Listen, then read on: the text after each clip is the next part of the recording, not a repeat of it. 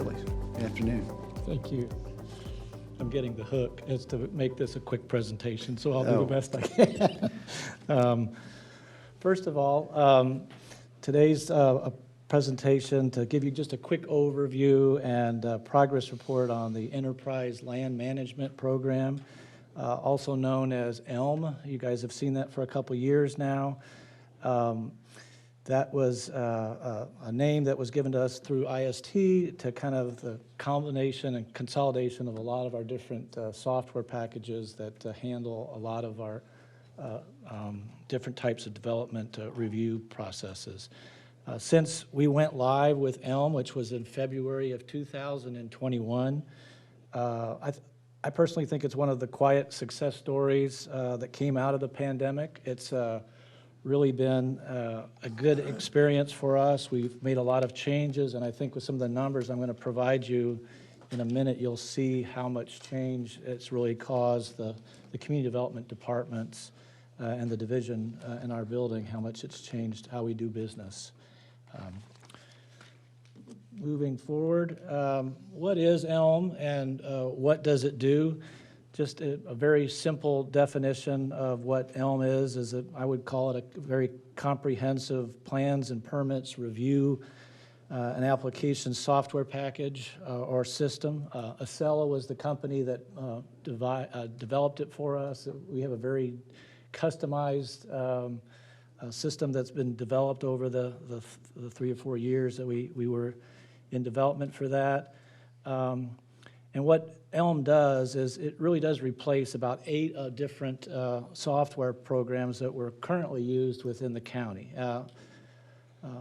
Over the years, almost every county department had involved in the review process had developed their own software package. And we're using their particular software package and then comparing it to someone else's environmental engineering or planning or BI. All of us, we had to toggle back and forth between all the different software packages to review a application or a permit or so forth. It was a very cumbersome kind of process to go.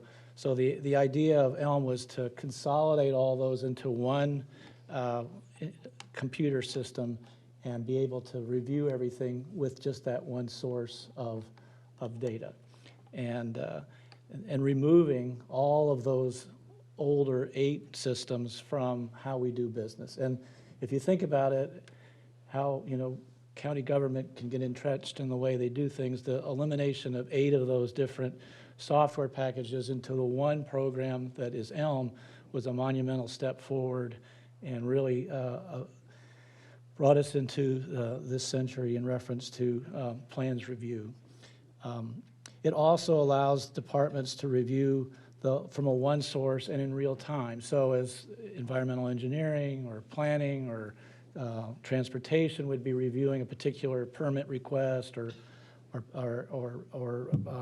application, once they have finished their comments and so forth, it goes into ELM, and that information is, if not immediately, but very soon, consolidated and passed on to the applicant. So there's a lot quicker handoff to the applicant as to what things still need to be done and things to be submitted within their projects.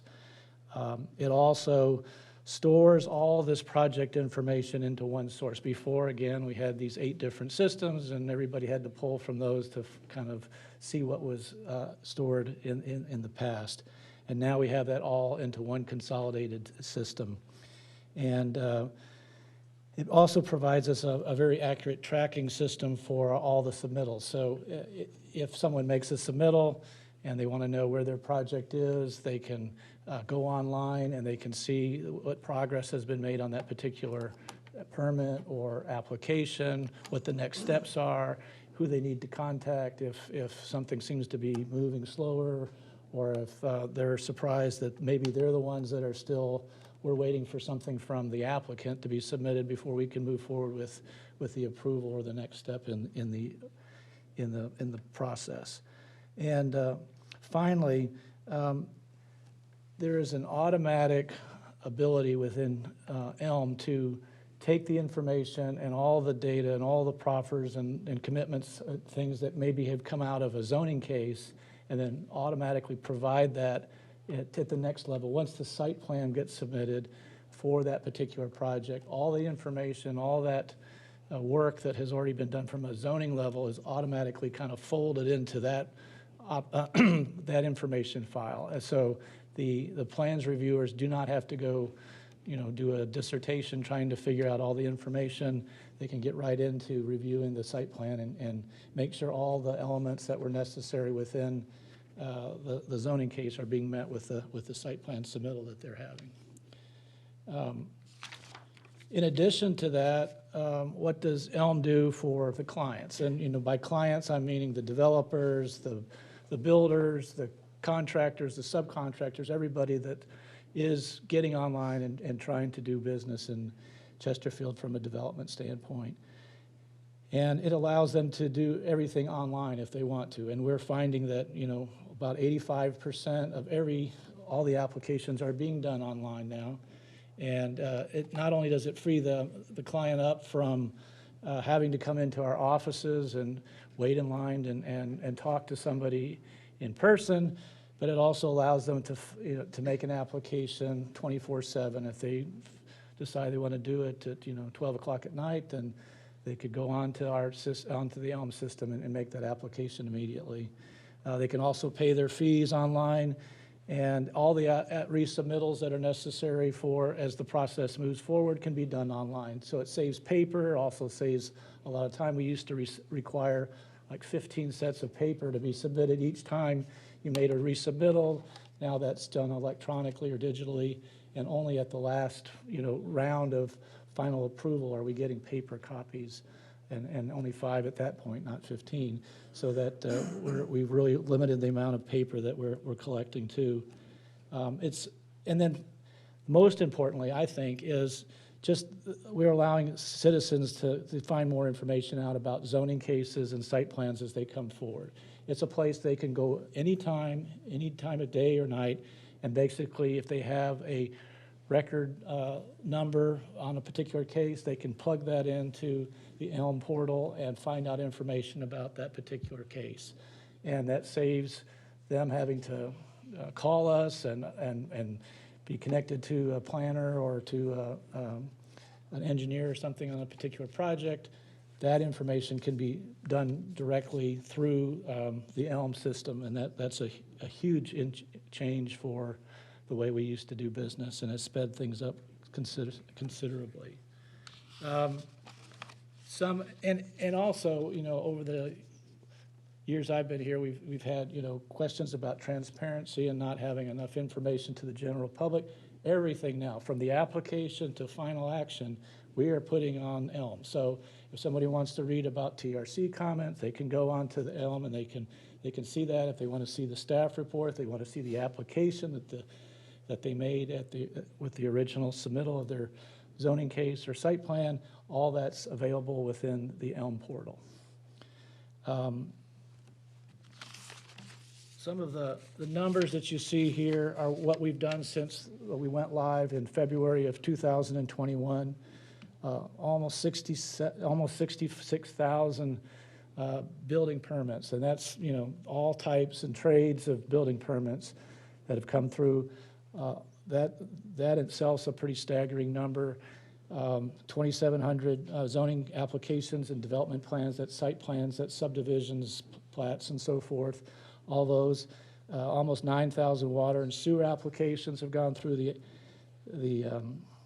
ELM system too, as well as land disturbance permits going through that process too. This is just kind of the highlight of those. There's a whole host of different other permits and applications that are also within ELM, but these are the ones that kind of stood out that I wanted to at least bring to your attention as to the amount of volume of permits and work that's going through, and how that's being done now electronically through the ELM system.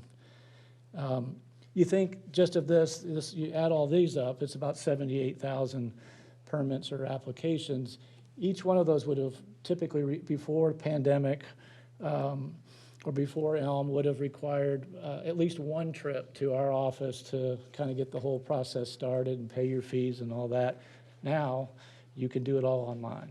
And another trip to pick it all up when it's done. Exactly. Plus, this probably saved, I don't know how many hundreds of trees, because 65,875 building permits with 3 sets of plans for each one of those that had to be submitted up front is, that's a lot of staggering. trees. Plus, you had to, plus you had to store a copy of all of those somewhere Yeah. in a physical location Right. to have a county set. So, I mean, all of this is Yeah. leaner and greener. Yep, very much so. We've estimated even conservatively that since Elm go live in February 21, we've estimated the foot traffic in the CD building to be cut at least by 70% than what we used to see. And that's a pretty conservative estimate, I would say, from that. One of the most useful tools of the Elm system, and it's to everyone's access, is the Elm online portal. And you just heard about the revenues portal. Ours is, I think, a bit more elaborate. It offers a lot more different types of permits and applications that can be reviewed. We've got about 40 different permits and applications within the Elm system, so there's a whole plethora of things that you can pull from that particular system. It's a very simple way to go. If you go into chesterfield.com and on the little search icon kind of bubble in the middle of there, and you type in Elm, E-L-M, it'll pop up that you can go to the Elm portal and get you basically started with this process. And it would bring you to kind of the login page, which I have right here before you. What I have circled up here on the upper right in red is the search area. If you know the particular record number of the case that you're interested in, say 21 SN 0673. If that was the ones you want to, you would type that in. You do not have to be a login username or have a specific password just to be Joe Q citizen and try to find out what's going on with that particular project. With the login information just below that, that's for if you're going to make an application or have some sort of permit that you're requesting. You have to fill in that information again, similar to what you just heard from Ms. Hughes. It's a fairly 5-minute process to get that application filled out and get started. But it does allow you to move forward and get the direct information about the case that maybe you're interested in. What I have circled here is once you kind of type in that number and it pops up, you can go to the record info kind of column right there. And that would allow you to kind of move forward with some of the information, just general information about the case. And then it has a pull down, a kind of scroll menu that comes off of record information. And just to make this quick, going to the attachment section of that really does start to list all the things that the case has involved in it, from the application to the TRC comments to maybe the staff report that's been done by the planning, for the Planning Commission meeting, and then for the staff report for you all, as well as all the property information and so forth. So it's a very useful topic. It's kind of listed out this way. If the attachment would have all the kind of the name, the description type, even the size of the files and so forth as you go further on, and really is a very useful way to get some information. If you don't have the information on that particular case, if you went to the planning webpage and you found where we have, where you see in the kind of blue column maps and reports, you could click on that and you could go to pending planning case map, which would be right there, and it would bring you to kind of a general just GIS map, and you could seek and find, maybe it's at the corner of X and Y where you're interested in that particular project. You saw a sign there the other day, but you weren't quick enough to write down the number on it.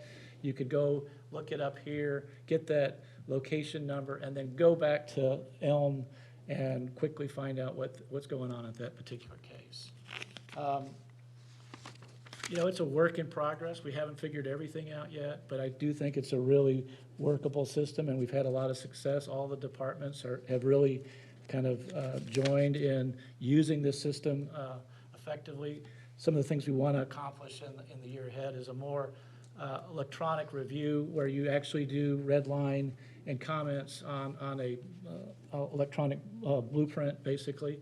And that we've kind of decided to use the DigiPlan system for that.